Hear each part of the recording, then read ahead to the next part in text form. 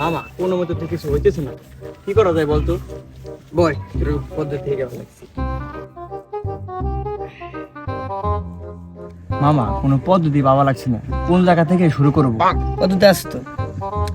পদ্ধতি নাম্বার 1, মেয়েদের দেখলে হাসতে হবে, খিলখিলে হাসতে হবে। মামা এমনি আসলে হবে?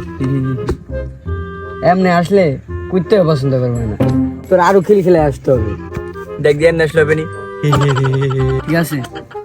পদ্ধতি নাম্বার 2, মেয়েদের দেখলেই চোখ মারতে হবে। মামা এমনি মারলে হবে? ঠিক আছে ঠিক আছে।